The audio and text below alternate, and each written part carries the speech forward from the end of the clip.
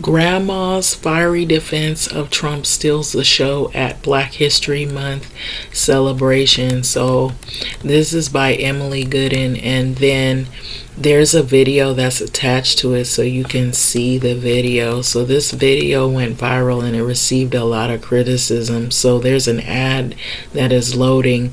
So, when I was on this page earlier, it was really giving me a lot of problems. I guess it was because of how the video is set up here. A fierce Washington, D.C. grandmother, she stole the show at President Trump's Black History Month celebration. So, which is ironic because just a week ago we saw a depiction of the Obamas on their heads were posted on Truth Social on the bodies of monkeys, and a lot of people were not happy about that. So it says this grandmother, she's out of Washington, D.C. She stole the show at President Trump's Black History event, and she defended him against charges of racism. So her name is Felicia Cook, whose grandson was killed in 2017 in a shooting. She took to the stage to praise Donald Trump's tough stance on crime and fired back at those who would criticize his treatment of Black Americans. So her statement was, "I love him and I don't want to hear nothing that you gotta say about the racist stuff," she said. So this is her standing here in a still frame photo and Trump standing behind her. So I'm going to replay the video so you can see what it is right here. I'm going to go up on it so you can see the video.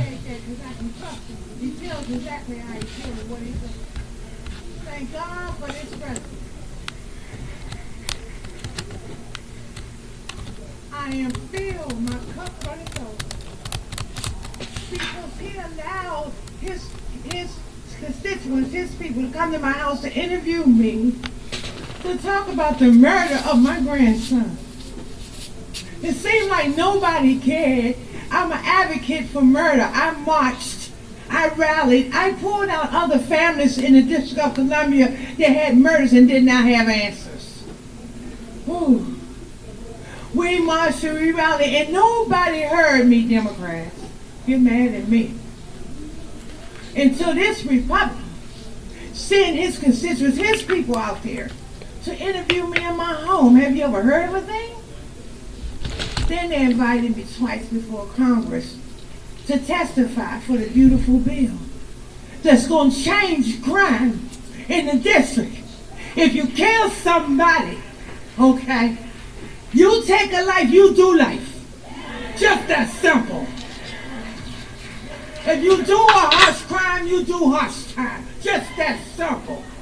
And then we need National Guard, which we did years ago. He brought it on. I love him. I don't want to hear nothing you got to say about that racist stuff. And don't be looking at me on the news, hating on me because I'm standing up for somebody that deserves to be standing up for. Get off the man's back. Let him do his job. He's doing the right thing. Back up off of him. And Grandma said it.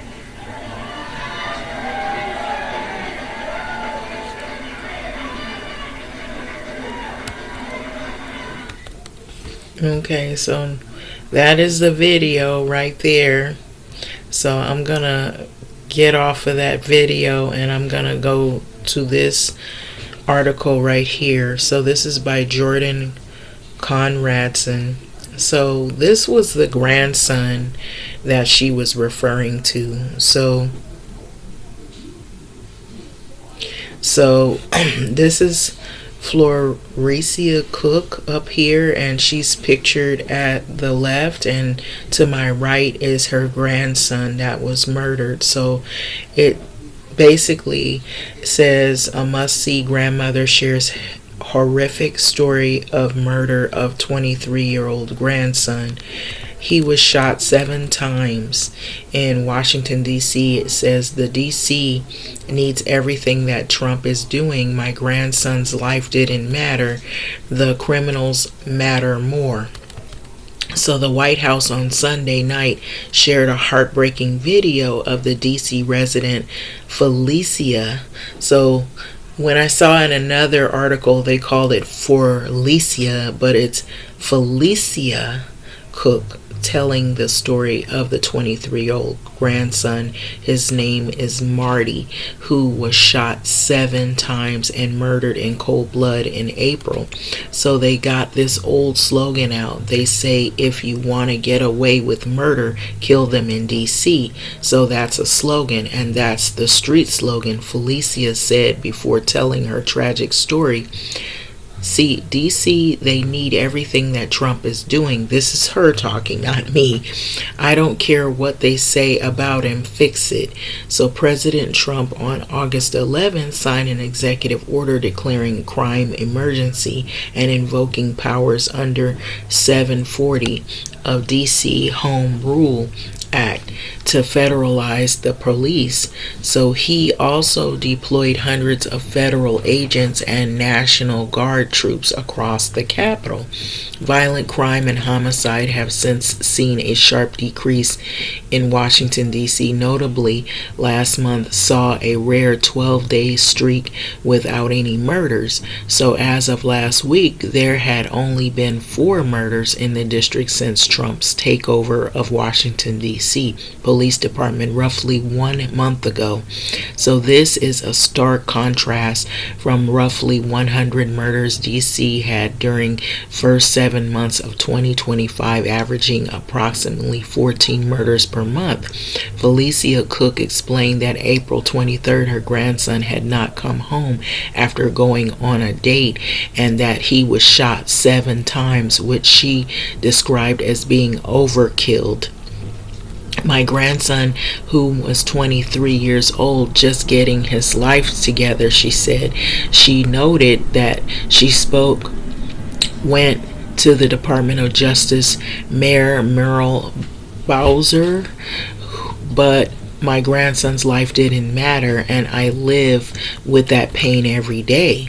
So that's pretty much the story, and it's very short, so I wanted just to see the backstory on the grandmother and why she felt so passionate about her words. However, a lot of criticism has come down so much on the video that she made, because if you really pay attention, there have been a lot of schools that are in the inner cities of LA County that are receiving a lot of backlash from the Trump administration. There's a lawsuit that is currently going because the lawsuit entails that there is reverse racism, allegedly biased and reverse racism against our students who are white students. So they are suing LAUSD for biased against white students, and so it's basically saying that they have shown more favoritism towards students of color, and they're pulling funding out of a lot of schools. There's shortages of teachers, there's shortages of staff, shortages of resources, and a lot of the universities are turning away organizations that protect students of color. So this is why this video was very troubling to a lot of the black community. People who saw this not all of them supported her claims in terms of defense of Trump. They empathize with the loss of her grandson. They empathize with her pain, but they are not supportive of Trump as being a noble ally of people of color, because we've seen the reverse. We've seen where he's actually suing districts in Democratic states or blue states. He sent ICE out There's been murders even before that people haven't even seen, that are just now being revealed to the public, that a lot of people were not even aware of. There have been black people that have been murdered by ICE that are U.S. citizens. And so that's why a lot of black community are not buying this defense against to be in favor of Donald Trump. So that's what I wanted to bring out there. And I will say personally, it's very sad. Sorry for this woman's loss. And yes, they do need to be tough on crime. I agree with all of that. But defending Trump, that I have to stop short of that and disagree. Agree to disagree, pretty much. I'm not going to bash the woman.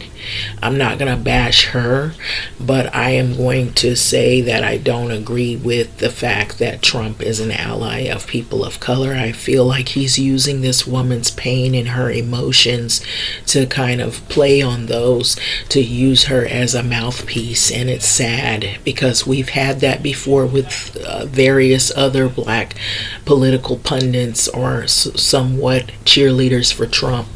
We had that with Diamond and Silk. Diamond and Silk, they used to campaign and rally for Trump, and they would always spout out, oh, get off the plantation of the Democratic plantation and get on the Trump train. And they would have these videos after videos. They would always be the cheerleaders for Trump, and all of a sudden you don't really see that many of them anymore.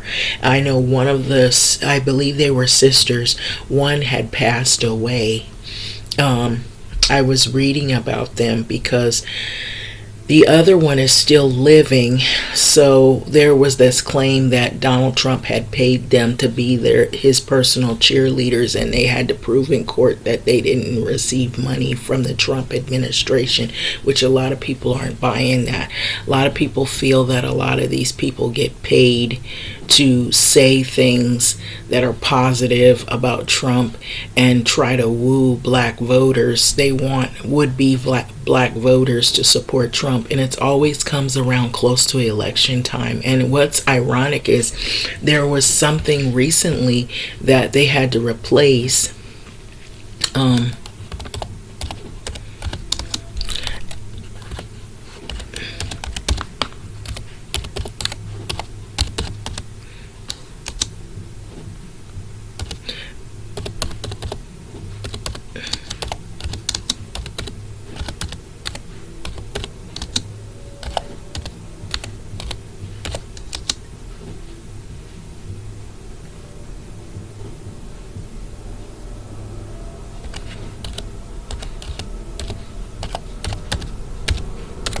Okay, so I had to type that in there.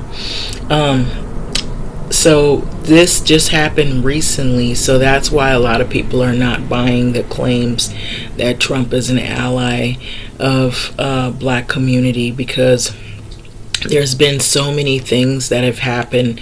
Just recently, there was a video that was posted. They allegedly said it was a staffer. It was on Truth Social. It was posted that the Obamas were, their heads were on the bodies of monkeys, and then there were some other political figures, their heads were on bodies of animals as well in a video. And the claim allegedly is a staffer did it. It was on Donald Trump's, I think, his Truth Social and his account. So a lot of people were not happy about it. They feel that he had something to do with it entirely. So I was trying to find, because recently there was something that was ordered by the courts. I'll just say it. It was memorabilia. It was, I believe, some kind of memorabilia.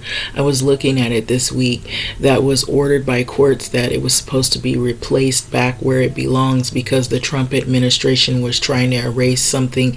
It was statues, and I think it was black memorabilia. And this was just this month. Their administration was ordered to put it back. And so a lot of people feel like he's really using this grandmother's pain to try to persuade black people, and it's really mean to do this. I am not going to bash this woman because I know a lot of people were bashing her, but I don't agree with Donald Trump's what he's been doing. He's not an ally of people of color. Now maybe she feels that he's somehow helping her, but I really feel like he's using her and he's playing on her emotions, and it's really sad. And that's not the first time that this has happened.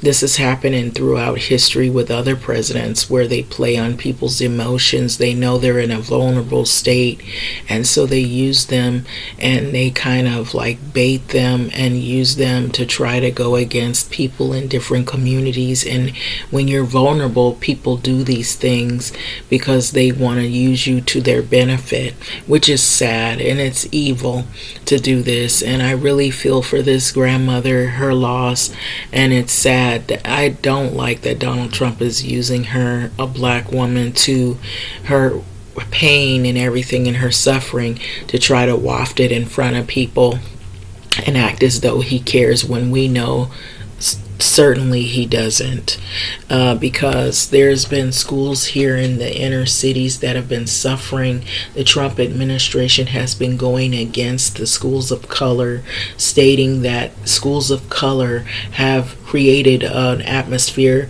of racism towards white students and that they're biased, and so the Trump administration is currently suing LAUSD. I don't know if this grandmother realizes that, but a lot of the schools outside of DC, I don't know what's going on in DC except what I read here, but there are other places, unfortunately, that Trump is showing who he really is. So she may not be aware of that. I think it's a lack of knowing, a lack of education in what's really going on. That he's also the universities that have basically had organizations of color that have been trying to protect the students of color from dealing with what they deal with, because a lot of times it's students of color that are faced with racism, where your application is being thrown out or you're always told to test again because they don't believe that you took the test. We've seen that. Right now universities are turning away, or they're not going to honor organizations that help protect students of color. So a lot of these universities are doing that. The only university I know that's been fighting, one of them has been Harvard University. They also, I believe they have actively gone against to try to sue and to try to push back the Trump administration because they have been trying to stop students of color from getting their learning. He's tried to block international college students from learning at Harvard. So there's been a lot of things that have been going on that point to racism towards students of color rather than racism towards students who are white. So we've been seeing this, and I don't think this grandmother realizes too that there's been some other things that have been happening. The criticism that civil rights was a mistake, this came out of the mouth of Donald Trump himself. So it's sad to see that he's using her to try to bait her like this, and it's really cruel. It's cruel, and it's right in Black History Month. So what are your thoughts and feelings? I know some people are gonna say ignorant things. If you do, please, I'm gonna have to erase those comments, because this is really cruel to do this, especially where kids are suffering. Their schools in cities where they don't have a lot of teachers. They have teachers actually walking away from the profession, not only because of lack of pay but lack of respect. The kids are to the point to where they are no longer disciplined. They're just like talked to. This gentle parenting they're using tactic, where schools are being put a lot of pressure to basically almost close, because they have low enrollment. They have the Trump administration threatening to pull funding from schools, and it's primarily the schools that have kids of color in it, which is really sad. And so that what that causes is a ripple effect in these schools. In LA County is dealing with that right now, and what they've been doing is the schools are worried about not having enough students, because if they don't have enough students, they don't have any funding. So therefore, the disciplinary actions and consequences go kind of like in another direction. They're trying to find other avenues instead of suspension, because when those kids are not in school, there's your money right there. So that is what a lot has concerned a lot of staff members and teachers in these communities, that there's no consequences for the students when they do egregious acts at school. So that's the reason why a lot of people have been walking away, because there's lack of support for staff and teachers when students are unruly. And so it has to be something like extreme to where they finally remove the kid from the school. So, and it sometimes gets extreme, so they just keep going and going and going and going. Teachers have been hurt, teachers have been cussed out, teachers have been mistreated by sometimes you'll have students that come there and threaten teachers because they feel there's no consequences, nobody's going to do anything. But the schools are strapped for cash, or they're struggling to keep their numbers of enrollment up. So see, this is where it's coming in. And the Trump administration has put pressure on them to pull funding. So that's how it's affecting these communities. And see, this grandmother is not really aware, a lack of education of what's going on in other places, and that it affects people that look just like her. And so there's a lot of young black girls, young black boys who are not getting or receiving the learning that they could be receiving because of the pressure from the Trump administration in these area neighborhood schools. And it's always the places that are like blue states, they're democratic states. He's been attacking them left and right, and colleges of color. He's trying to attack those universities, and he's basically trying to put pressure on a lot of different organizations. He did it with the DEI. A lot of these places that are corporate have pulled away from DEI, as they claim it is, which is diversity, equity, and inclusion. So yes, it has all to do with race and racism. It's sad, but I think when people don't read, they don't understand. That's the reason why you get this. And this lady is clearly hurting, and so Trump knows this, so he's using her emotions and her deep pain so he can just basically attack others. And he's trying to play on the emotions of black folks who are hurting. And this has been done time and time again with other presidents, with other situations. They use people's emotion and vulnerability to go in there and assume that they're one way, when we see clearly there's a lot of validity and a lot of the things that we've seen showing that they're not allies of ours. So they're not in our corner. They're not looking at it from the lens that we see. So I just wanted to put that out there, but it's sad. But I feel for this grandmother, I really do.